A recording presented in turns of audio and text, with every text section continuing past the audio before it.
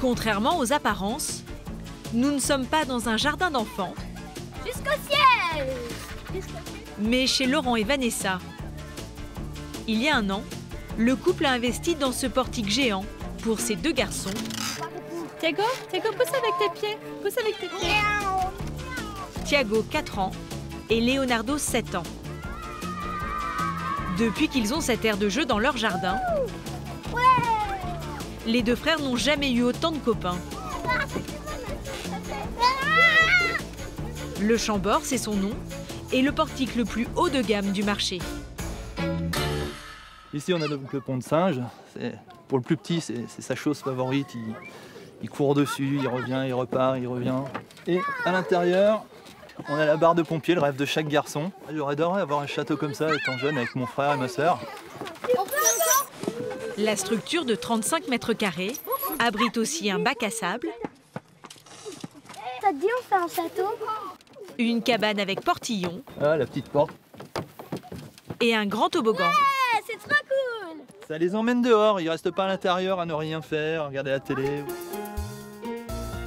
Pour s'offrir son Chambord, le père de famille a tout de même dépensé 3 000 €. Livraison et pause incluse. Pour faire plaisir à nos enfants, on ferme un peu les yeux des fois sur certains tarifs. Depuis l'été dernier, ils ont passé quasiment tout l'été dessus. Je pense qu'il est déjà rentabilisé.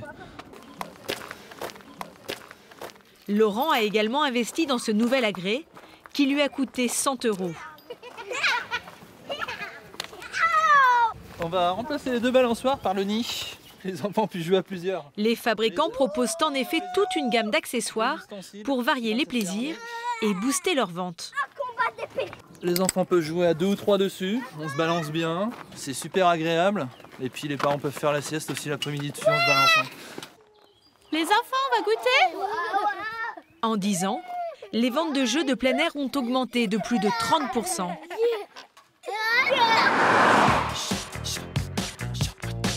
Maisons miniatures, toboggans et portiques XXL, les jeux pour enfants envahissent nos pelouses.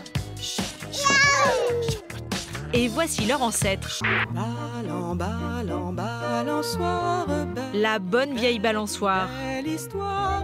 Une simple ficelle, accrochée à l'arbre au fond du jardin, a longtemps suffi au bonheur des enfants. Mais dans les années 80, les premières maisonnettes en plastique débarquent. Les fabricants l'ont compris, pour leurs petits, les parents sont prêts à dépenser plus. Ils se marièrent et eurent beaucoup de nounous. 40 ans plus tard, ces cabanes en plastique sont devenues des best-sellers dans les familles. Robot dernier cri pour fabriquer. Test grandeur nature pour vérifier. En coulisses, fabricants de jouets et casseurs de prix s'affrontent et vont parfois jusqu'à se copier. Non, je suis désolé, le vert est pas le même, le rouge est pas le même.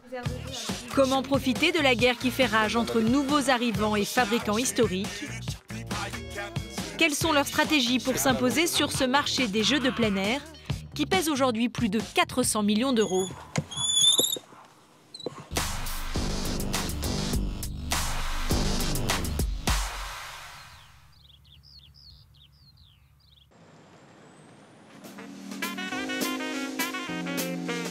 Du côté de Chalon-sur-Saône en Bourgogne, le soleil annonce le lancement d'une saison qu'il ne faut pas rater chez King Jouets. Bonjour à tous. Bonjour.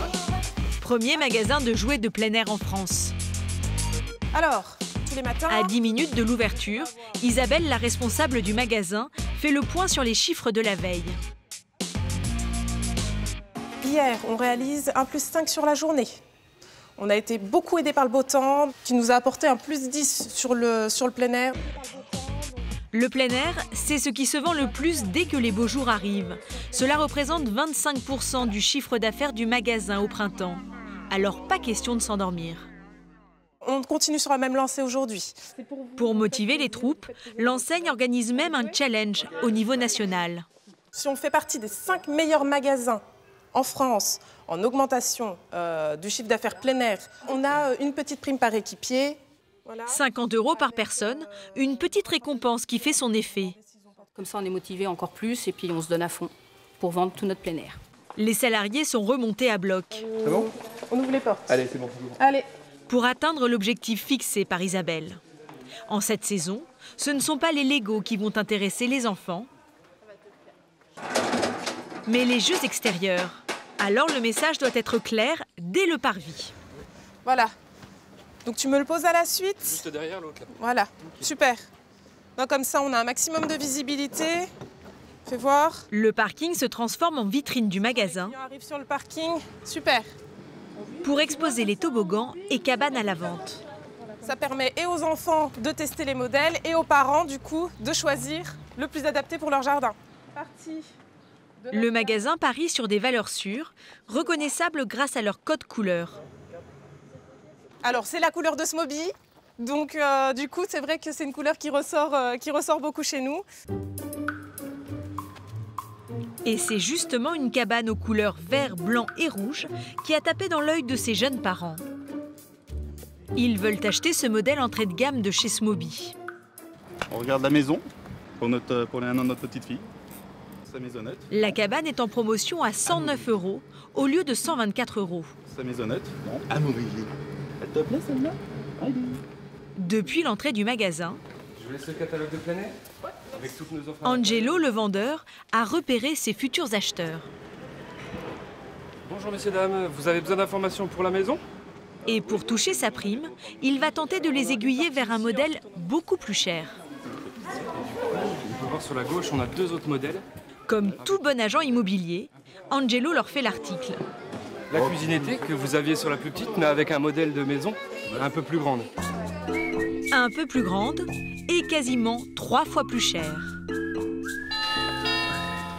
La petite Maëlys semble prête à emménager. Reste à convaincre son père. Tiens, les piles vont pas faire longtemps. Pour vendre sa cabane à 300 €, Angelo mise sur la famille, qui pourrait bien s'agrandir. C'est un investissement sur du long terme. C'est votre première? C'est notre première. Voilà. Donc, Mais manque de chance pour le vendeur, pas de deuxième enfant en vue pour ses jeunes parents. Le père de Maëlys ne signera pas. Il est bien, mais il est grand et coûteux pour nous. Il est en dehors de notre budget. Angelo n'a pas tout perdu. La famille passe tout de même à la caisse. Vous connaissez les cartes comme ça? Ils repartent avec le modèle premier prix. Donc 109,99 s'il vous plaît. Celui qu'ils avaient vu en arrivant. On met pas les espaces. L'an dernier, King Jouet a vendu 9000 cabanes de la marque Smoby pour près de 2 millions € de chiffre d'affaires. Merci. Au revoir. Bon week-end. Pour comprendre le succès de ces petites maisons, il faut se rendre dans le Jura. C'est à Lavant-les-Saint-Claude, un village de 2000 habitants, que le groupe Smoby est né en 1924. Aujourd'hui, avec 420 salariés et 125 millions € de chiffre d'affaires, c'est le premier fabricant de jouets français.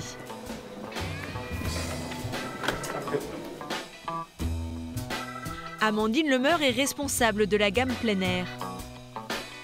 À ses côtés, Thomas Lepol, 41 ans, il dirige le groupe depuis 2008. C'est à lui que Smoby doit le code couleur qui a fait le succès de la marque. Avant de basculer sur ce choix de couleur, on était sur des tonalités de vert et rouge, mais on n'avait pas de blanc cassé ni de taupe. Il y a 20 ans, pour la Floralie, sa première maison star, Smoby mise sur le vert foncé, puis sur le vert clair. Elles sont un peu vintage. En 2013, cette palette plus pastel permet aux Jurassiens de doubler les ventes de cabanes. Pour trouver le trio couleur gagnant, Smoby s'est inspiré du monde des grands. On va regarder et comparer ce qui peut se passer dans d'autres secteurs, dans le mobilier de jardin, dans la mode. On va lire Elle Déco, on va lire Marie-Claire Maison, etc., etc. Pour rester leader du marché, le fabricant doit aussi proposer de nouvelles fonctions. Vous avez la petite table pique-nique, vous avez la petite cuisine que vous n'avez pas besoin d'acheter à côté, un petit passage secret de l'autre côté pour que l'enfant puisse sortir en cachette. C'est de loin notre meilleur produit. Chaque année, il s'en vend 25 000 exemplaires dans le monde, notamment grâce à ces petits accessoires. Une serrure et sa clé. Pour l'enfant, c'est vraiment un petit plus. Il a l'impression que tout prend un sens et que c'est sa maison à lui. Une sonnette à l'entrée. Parfois, c'est des petits détails qui font des grosses ventes. Ouais. Mais innover reste un pari, pas toujours facile à gagner. Là-bas, c'était la nouveauté 2017, c'est ça? Ouais. Est-ce qu'on va... Alors ça, c'était un four, je vous le dis tout de suite. Par exemple, vous voyez, je suis honnête. Au fond du showroom, cette tour d'escalade, vendue 259 €, n'a pas trouvé son public. Smoby n'a écoulé que la moitié des pièces espérées. Un produit comme ça, c'est de l'ordre de 400 à 500 000 €. Ce serait dommage de le sortir du catalogue alors qu'on a fait tous ces investissements. Thomas a donc demandé à sa chef de produit de revoir sa copie. L'une des possibilités, ce serait effectivement de venir rassurer un petit peu le consommateur, donc le parent, en venant fermer davantage la structure. Peut-être qu'on pourrait éventuellement envisager d'appauvrir, entre guillemets, le produit, de supprimer des fonctions qu'on estime moins importantes. Pour faire passer le prix de vente sous la barre des 200 €. La partie maison, entre guillemets... Des échecs, Smoby en a connu d'autres. En 2007, l'entreprise a même failli disparaître. Le fabricant de jouets jurassien a été officiellement placé en redressement judiciaire. Une décision accueillie... Avec près de 300 millions € de dettes et un patron mis en examen pour abus de biens sociaux, Smoby licencie 400 personnes. Quelque peu orchestré. Avant d'être racheté par le groupe de jouets allemand Simba. Propriétaire, entre autres, des poupées Corolle et des voitures Majorette. Le repreneur met à la tête de Smoby un jeune Français qui dirige à l'époque une petite usine du groupe en Italie. En 2008, Thomas Lepol est nommé patron de Smoby pour l'aider à relancer la machine. Le nouvel actionnaire investit 50 millions €. Un coup de poker gagnant qui permet de transformer l'usine historique en pôle technologique équipé de robots dernier cri. Eh ben, on travaille dans le jouet, donc on est obligé de s'offrir des jouets. Mais vous mettez un opérateur qui fait ça, il devient fou. Ici, une cinquantaine de machines tournent 7 jours sur 7, 24 heures sur 24. 200 ouvriers qualifiés orchestrent ce ballet ininterrompu de robots. Ces machines permettent une découpe rapide et précise des pièces, comme pour ces barrières de toboggan.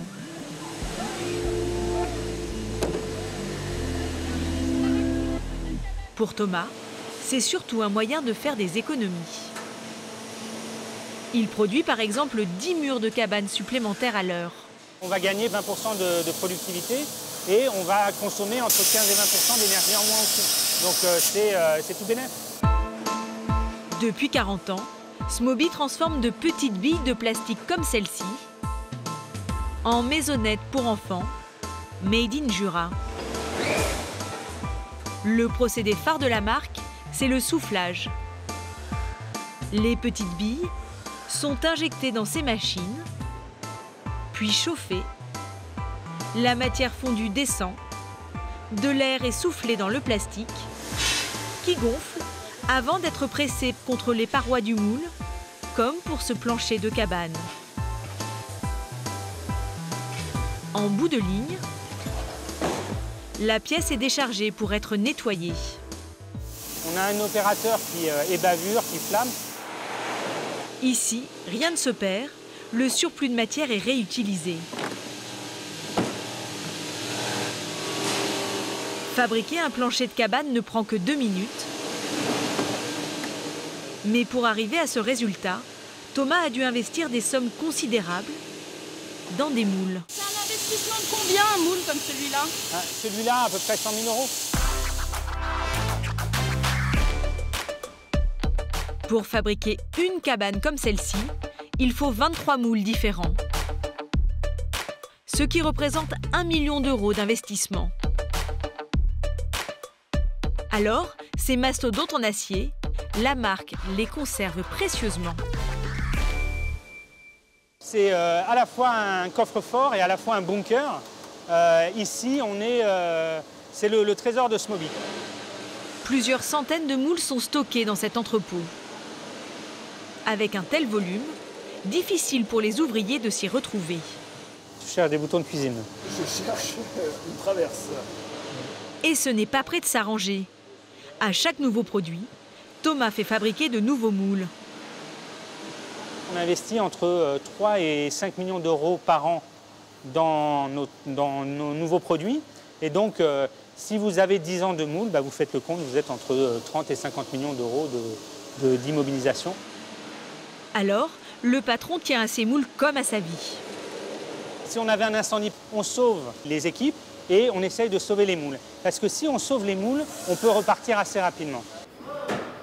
Ces cabanes stars, Smoby les garantit 2 ans. Si on appuie également sur les... Pour s'assurer qu'elles tiennent sur la durée, les maisonnettes sont régulièrement malmenées par Thierry de Valence, le monsieur qualité Smoby, depuis 5 ans. Donc là, chaque masse pèse 50 kg. Ça représente à peu près le poids d'un enfant à 14 ans. Il ne faut pas que ça casse, il ne faut pas que ça se déforme. Et pour vérifier que sa cabane résiste, Thierry ne va pas ménager ses efforts. Après les poids, donc oui, ça fait les muscles. Les sacs de sable, près de 100 kg au total. Les enfants, on sait qu'ils vont aller grimper sur le toit et il ne faut pas que la cabane s'effondre. Les normes européennes et françaises sont strictes. On va tirer à 90 newtons, c'est-à-dire 9 kg, et on va voir si ça s'arrache. Là, je suis à 10, 11, 12, 13. La porte résiste. On est largement au-dessus de la norme. Reste maintenant à vérifier les ouvertures. Thierry se munit de drôles d'accessoires. Ça, c'est des têtes d'enfants. Donc là, on a 2 gabarits. Donc on regarde, et on regarde si ça passe à travers. Donc là, on voit que ça passe pas, et celle-là non plus. Pour le fabricant de jouets, pas question de prendre le moindre risque. Si quelqu'un décèle où il y a un incident, je veux dire, notre société, c'est très dommageable et on n'a pas le droit d'être non conforme à la réglementation. C'est la dernière étape avant la commercialisation. Je prends la notice, je la mets dans la boîte et je valide. En magasin, ce modèle de cabane 100% français est vendu près de 300 €. Mais combien coûte-t-il à fabriquer à Thomas Le Paul? Je vais vous faire une confidence. Et, cette maison, elle nous coûte à peu près 120 €. Sur les 120 € que la Friends House coûte à produire, Smoby dépense 60 € en plastique, colorant, carton, 30 € en investissement de moules et de machines, 30 € en salaire, marketing et innovation.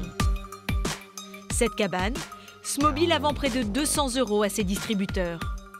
Le consommateur, lui, l'achète 100 € de plus. Au final, la marque affiche entre 5 et 10% de marge nette, soit entre 6 et 13 millions d'euros de bénéfices selon les années. Mais ce produit phare chez Smoby est aujourd'hui concurrencé par des casseurs de prix. Il suffit de taper cabane en plastique pour enfants sur Internet pour découvrir des produits similaires beaucoup moins chers, comme sur oogarden.fr. Un spécialiste du plein air qui aimerait lui aussi casser la baraque.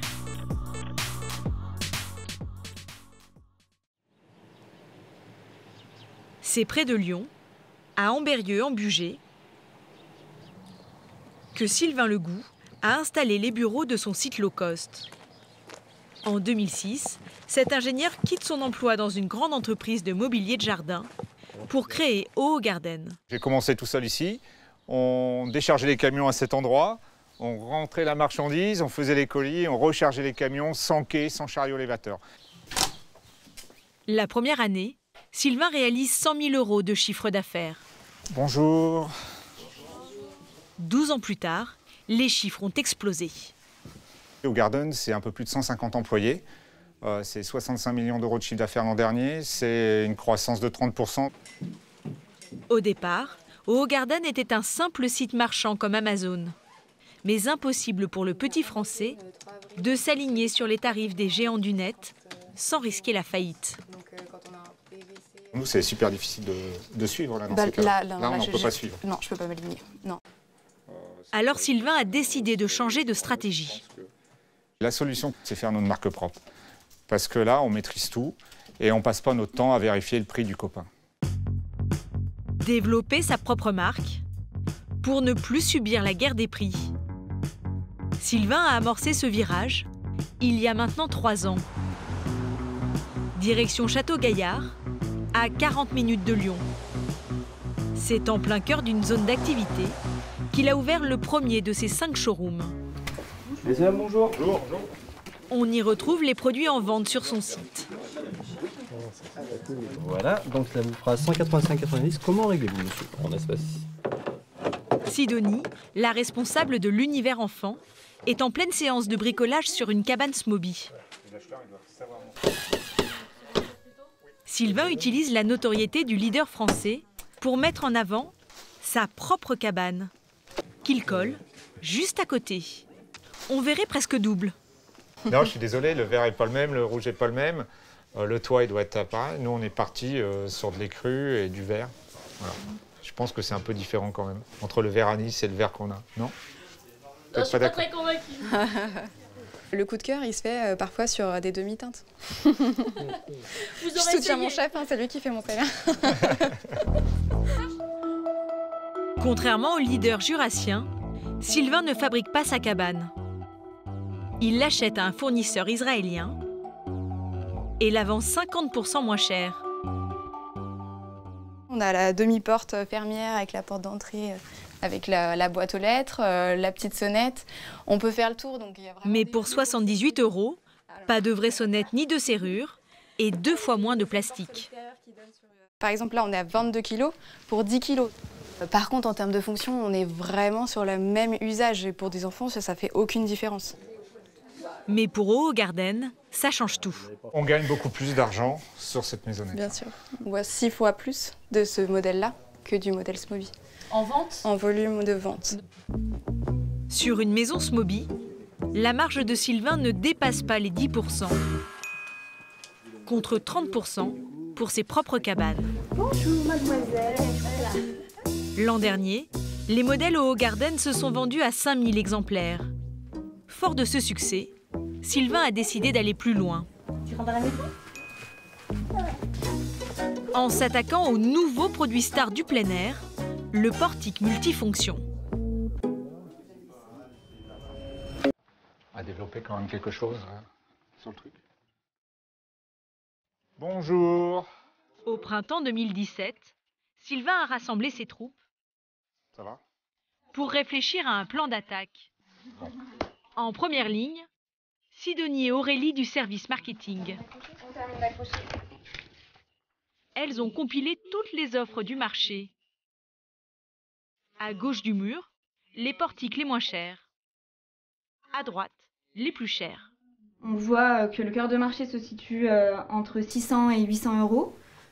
Pour 3000 €, les portiques haut de gamme peuvent accueillir jusqu'à 32 enfants. 2 mois de salaire pour se l'offrir, par contre. Hein. Sylvain, lui, voit moins grand, mais il se lance un challenge. L'idéal, ce serait de pouvoir... Notre objectif, c'est de nous situer le plus à gauche possible. Le patron veut être encore moins cher que l'entrée de gamme du marché, vendue 369 €. Mais il veut aussi offrir les mêmes fonctions que les produits plus haut de gamme. 1,75 m, là, c'est la défense. Sylvain veut donc le beurre, l'argent du beurre... On part sur une base avec un rondin. Et le coup de crayon de la crémière. Ah, j'ai pas fait les beaux-arts. Hein. J'allais dire, c'est quoi votre poste, Sidonie, normalement? L'important, c'est qu'on comprenne l'idée. Moi, je suis acheteuse.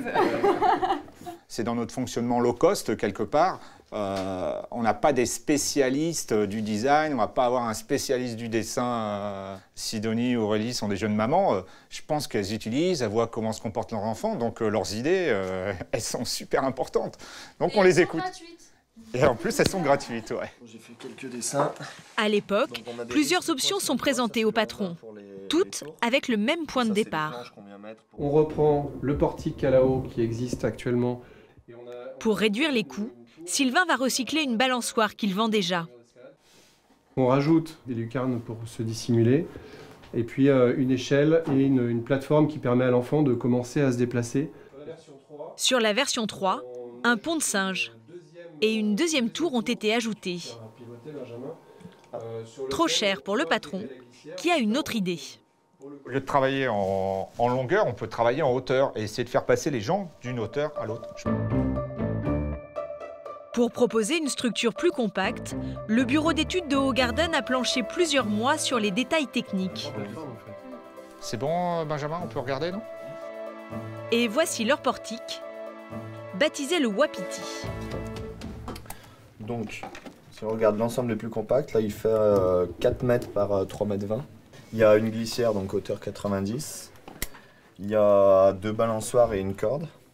Et de l'autre côté de la structure, une cage d'écureuil que l'équipe a soumis à une batterie de tests plutôt informelle. T'es sûr que les enfants, ils arrivent à passer par la trappe? Donc on a testé avec les enfants de Jean-Claude. On a découpé dans un carton l'encoche de la trappe. Et ces enfants qui ont de 4 à 11 ans, ils sont tous passés. Ouais, c'est bien, ça c'est du test low cost, ça c'est bien. Pour atteindre son objectif de prix, Sylvain fait la chasse à toute dépense superflue. Et pour fabriquer son portique, il n'hésite pas à faire son marché aux 4 coins du monde. Pour s'en rendre compte, il faut descendre à l'étage du dessous, dans l'entrepôt. C'est ici que les pièces du Wapiti arrivent, en provenance directe des usines des fabricants. Là, Rémi, c'est un Wapiti, là? Là où Sylvain a trouvé les meilleurs prix. Le bois vient des pays baltes, une partie des accessoires viennent d'Asie et les glissières viennent de Belgique. L'objectif, c'est de trouver déjà les moins chers et de pouvoir les utiliser sur plusieurs autres produits. Un seul et même type de toboggan ou de balançoire pour tous ces produits. Avec la commande. On est loin des centaines de moules utilisés par Smoby. Je vois où le Wapiti? Grâce à toutes ces astuces, 38. Il est pour l'Isère dans le 38.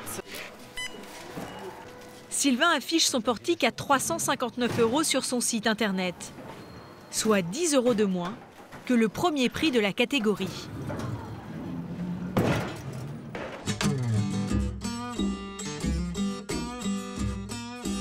Mais certains l'ont payé encore moins cher.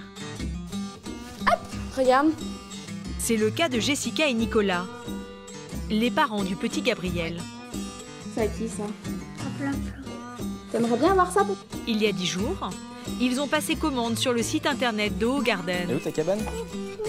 Avant d'aller récupérer le portique directement au showroom de la marque. C'est vrai qu'après on avait une réduction parce qu'on allait le chercher sur place. 329, 359. Donc pas négligeable. Hein. Pour Hogarden, cette remise logistique est aussi une bonne affaire. Tu viens faire du toboggan? L'entreprise dépense chaque année 6 millions d'euros en transport. Pour Jessica, le retrait en magasin, c'était aussi l'assurance de recevoir à temps le cadeau d'anniversaire de son fils. En fait, on a fait cotiser un peu tout le monde, les amis, la famille, pour qu'il ait tout ça. Noël, c'était l'intérieur et l'anniversaire, c'est l'extérieur. Hop là! Mais l'investissement n'a pas été que financier. C'est vous qui l'avez monté, Jessica? Ah, ben ça risque pas! C'est papa qui a fait tout le boulot. Cumulé, ça a dû faire entre 7 et 8 heures à peu près. Ça se mérite. Regarde, il arrive tout seul maintenant. Avec son Wapiti, sa cabane clonée sur le leader et ses méthodes de casseur de prix, Hogarden commence sérieusement à chatouiller les fabricants historiques.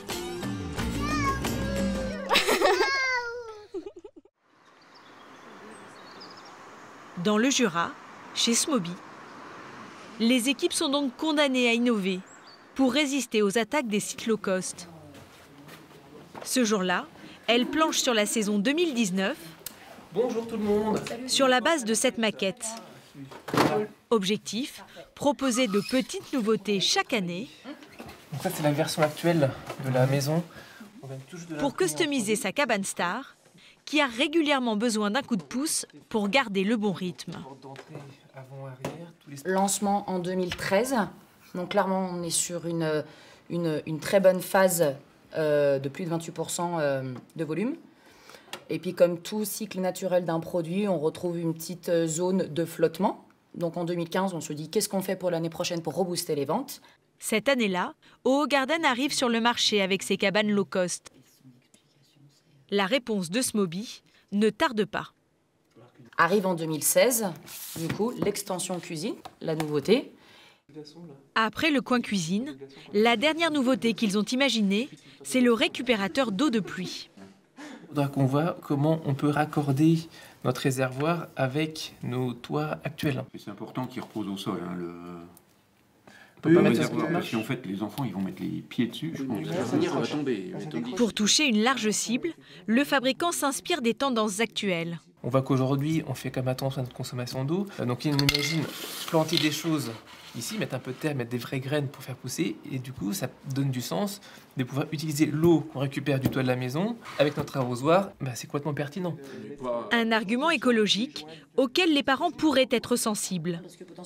Mais pour Amandine, l'eau a surtout un vrai potentiel commercial. L'eau, que ce soit les pistolets à eau, les piscines ou autres, c'est clairement le plus vieux jouet du monde et qui, à mon avis, séduira les enfants. Et pour booster les ventes de ce petit accessoire, la responsable plein air a pensé à tout. L'idée, c'est que ça puisse être une fonction adaptable à nos maisons. Une fonction vendue séparément et utilisable sur toutes les cabanes de la marque. Dans la salle à côté, c'est un prototype grandeur nature cette fois, qui a été installé. Voilà, la bête. Donc on a... c'est encore une maquette, donc c'est pas encore tout fini, donc c'est pas encore creux. Hein. Ok. Pour lancer la fabrication industrielle du réservoir, Smoby devra investir près de 75 000 €. Bonjour. Bonjour. Reste à convaincre ce jury redoutable. Mia. Les enfants testeurs. On enlève les manteaux, on se met à l'aise et puis on laisse s'amuser. Ces petits volontaires sont venus en voisin, accompagnés de leurs parents. On joue dedans, maman. Mia a 4 ans. Papa, attends. Maë 2 ans. J'en ai une dans mon jardin. Mais elle a pas ça et ça. Mia est la première à essayer le robinet. Encore? Tu me dis quand tu l'as ouvert? Le principe de base, c'est d'ouvrir et fermer. Je regarde si du coup, avec ses petites mains d'une petite fille de 4 ans, c'est pas trop difficile, la poignée n'est pas trop petite ou trop grosse. Il y a de l'eau. Et puis après, qu'est-ce qu'on fait du coup avec l'arrosoir? On arrose. Test réussi pour Mia. Qui prend son rôle de jardinière très à cœur. Ouais. Tu peux le refermer? Mais pour le petit Maë, le petit bouton là. c'est plus difficile. C'est un petit peu dur pour l'instant pour lui. J'aurais pas fait cette forme-là. Oui, pour le faire ressortir, que les enfants le voient mieux. Je sais pas, même moi je le vois. Après, une couleur du rouge, oui, voilà. d'autres choses pour le voir. On écoute et puis on va prendre ça en compte. Attends, maman, faut mettre de l'eau au robinet. Mais après le jardinage, les petits testeurs ont envie de cuisiner. C'est pour préparer quoi? Des saucisses. Un argument de vente supplémentaire pour Amandine. Pour le coup, c'est une fonction détournée et c'est tout aussi bien comme ça. Mais il y a une chose à laquelle il n'avait pas forcément pensé. Le risque d'intoxication en buvant cette eau de pluie. Mais on mettra des conseils dans la notice pour surtout pas consommer l'eau issue de ce réservoir. Quant au petit Maë, il faudra sérieusement songer à lui changer ses affaires. Maman, ça débarque. C'est en train de se noyer, les petits. D'autres tests techniques sont prévus avant la commercialisation du réservoir au prix de 25 €. Mais pas avant la saison prochaine.